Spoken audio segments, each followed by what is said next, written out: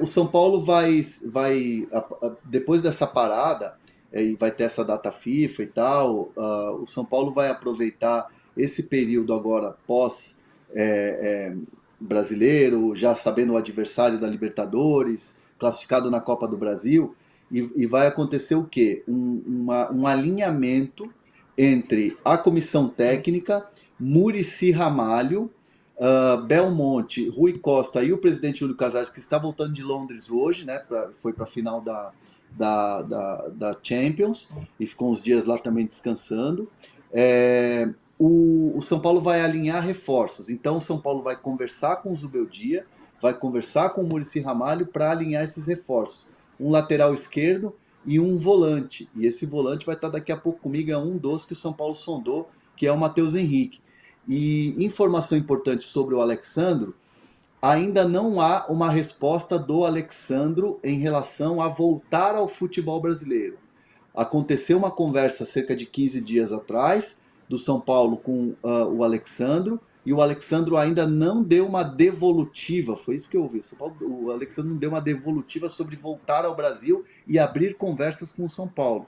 O Alexandro sabe do interesse do São Paulo, sabe que o São Paulo está muito afim de um lateral esquerdo no perfil dele, mas ele ainda não respondeu se vai voltar ao Brasil nessa convicção para abrir uma negociação. Então, muita gente está falando sobre uma reunião aí do São Paulo com o Alexandro.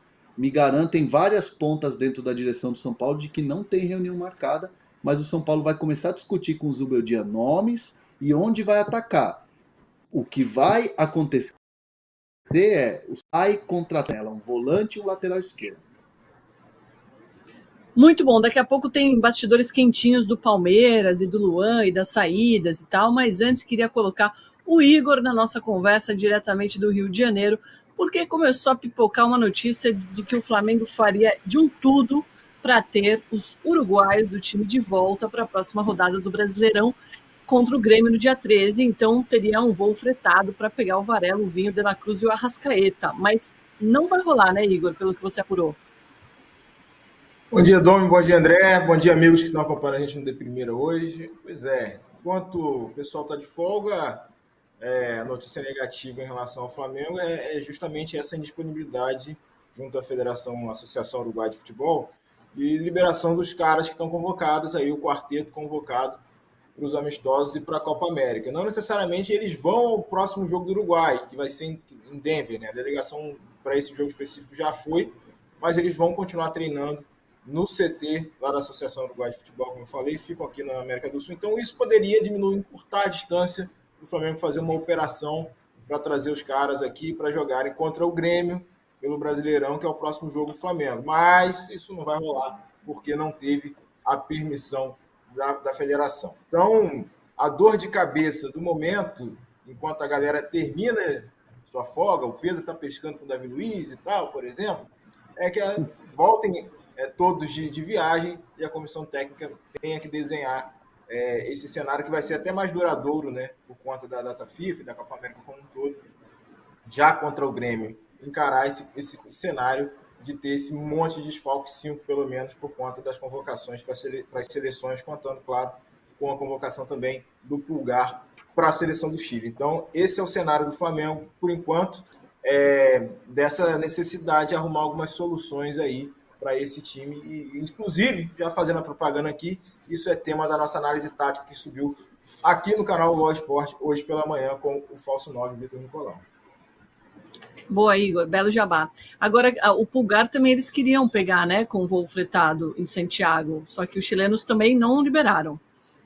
Pois é, essa articulação com as seleções é sempre mais complicada nesse período de preparação, por mais que, se for olhar ali, daria para fazer um esforço ali do jogador, jogaria uma partida no dia 11, o Flamengo jogando no dia 13, enfim, se fosse uma data FIFA convencional, sem encadeamento com a Copa América, já na semana seguinte, a solução poderia ser atingida, mas esse contexto de competição coladinha com a data FIFA é que complica mais as coisas, e aí as seleções olham, óbvio, para o lado delas e não vão forçar ou vão liberar o jogador a fazer esse trânsito, por mais que, como eu falei no caso dos uruguaios, essa primeira perna para eles seja mais de treinamento do que de jogo. Então, cada um olhando para o seu seu quinhão aí, para os seus interesses, e o Flamengo, infelizmente, para o Flamengo, vai ficar sem esses caras já logo assim, de partida desse período em que vários outros clubes também estão sendo afetados, né, pela essa dificuldade, pelas convocações para as seleções, esse conflito de calendário que parece interminável no futebol brasileiro.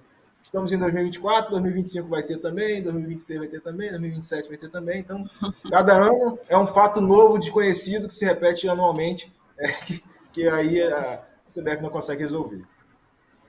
Ô, PVC, quem manda nesse caso? Na verdade. Sim, fala. Não, ia fazer uma brincadeira aqui. Deixa o Pulgar quietinho lá, estamos precisando dele lá na seleção.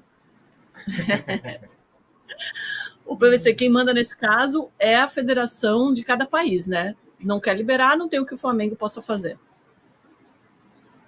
Que é a data FIFA. Tudo bem, porque tem um intervalo entre a data FIFA e a Copa América. Ok, mas os jogadores são liberados para as seleções por causa das competições internacionais. O contrário. Melhorou o áudio agora, Domi? Poder de lugar para ver se mais ou menos melhora. Mais ou menos.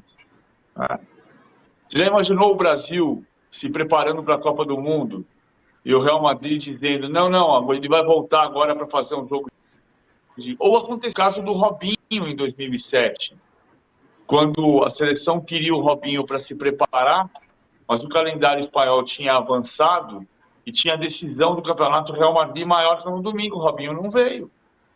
E o Robinho não veio porque ele não existia ele vir para depois voltar. Né? Esse era o cenário. Enfim, vou continuar procurando lugares aqui. Mas pelo menos está bonito, né, Hernan? O Messi ali de fundo. Agora, ó, se o Uruguai ou o Chile avançarem até a semifinal da Copa América, o Flamengo vai ter desfalque em até 9 jogos do Campeonato Brasileiro, em que ele é líder. Então, desfalque contra o Grêmio agora, depois Atlético Paranaense na Liga Arena, Bahia no Maracanã, Fluminense no Maracanã, Juventude no Alfredo Jaconi, Cruzeiro no Maracanã, Galo na Arena MRV, Cuiabá no Maracanã e Fortaleza no Maracanã. Sem contar, Hernan, que ainda Fabrício, Bruno e Pedro estão nessa lista de espera do Dorival se alguém se machucar na seleção brasileira. É muito jogo, hein, para quem está brigando pela liderança do campeonato.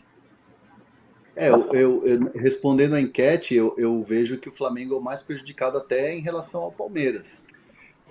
O Palmeiras ainda vai ter os reforços do Dudu e do Felipe Anderson, que agora já é jogador do Palmeiras, né? Já vestiu a camisa e tudo mais.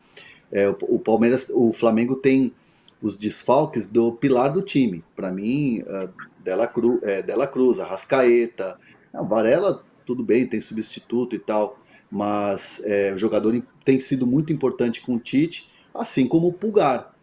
O Pulgar, para mim, é um senhor jogador e também é muito importante para a seleção chilena, assim como os uruguaios. Eu vejo que hoje o Palmeiras tem substitutos, não sei se o PVC vai concordar comigo, mas se o Gomes não está, você tem substitutos à altura que possam ali, sei lá, para mim o Vanderlan é muito bom jogador. O Piquerez é importante, mas não faz tanta falta, porque o Vanderlan supre a ausência. Agora, você suprir a ausência de um Arrascaeta, de um Dela Cruz, de um Pulgar, eu acho que o Flamengo é muito mais prejudicado em relação ao Palmeiras nessa questão de Copa América. Eu acho que sim, embora a gente esteja contando uma coisa hoje que é uma mudança em relação aos anos anteriores, né? Porque a gente sempre achou o elenco do Flamengo melhor do que o elenco do Palmeiras. Eu ainda acho. É que hoje o Flamengo depende de Alan, de Igor Jesus, se o Alan estiver machucado, de Lohan para substituir o De Arrascaeta. Mas você pode substituir o De Arrascaeta com o Gabigol, por exemplo. O elenco do Flamengo é mais brilhante. O elenco do Palmeiras, de fato, em termos de ter mais homogeneidade do que tinha no ano passado. E além de tudo, Domi, tem a questão, o PVC trouxe aí a ideia do Gabigol, mas o Gabigol, que inclusive está aqui em São Paulo, porque vai embarcar para a Suíça, tem o dia 7 o julgamento, e não se sabe o que pode acontecer depois. Óbvio que não vai se tomar uma decisão na hora, mas essa decisão ela pode ser rápida. O Gabigol vai com os empresários, vai com os advogados, tem toda uma defesa ali muito bem fundamentada, inclusive pelo Bichara Neto, que é um advogado dos mais respeitados no meio esportivo, mas é uma incógnita também. Então, até isso, o Flamengo também está no modo espera. Aqui na nossa enquete, a galera está com vocês. 75% acha que o Flamengo vai ser o mais prejudicado. E aí a gente vai ver isso se refletir na liderança ou não do Brasileirão, né, PVC? Ou será que a galera aqui que está querendo zicar o líder, atual líder? Eu acho que tem um terceiro clube que também sofre, que é o Internacional. Sem Rocher, sem Ener Valencia, sem Santos Borré. É menos, mas estou colocando o Internacional também, porque o Internacional, por pontos perdidos, é o campeonato. A gente falou sobre isso ontem. O Inter tem 10 pontos. Se ele ganhar os 2 jogos a menos, ele vai a 16. É o único que pode ultrapassar. Também sente, mas eu acho que quem sente mais é o Flamengo, até porque o Flamengo vai ceder mais jogadores. Pela quantidade também. O Palmeiras perdeu o Hendrick, que não é mais do Palmeiras. O Palmeiras perde o Gustavo Gomes e perde o Piquerez, mas não perde o Aníbal Moreno. E não perde o Everton. Então, quem perde mais é o Flamengo, por isso.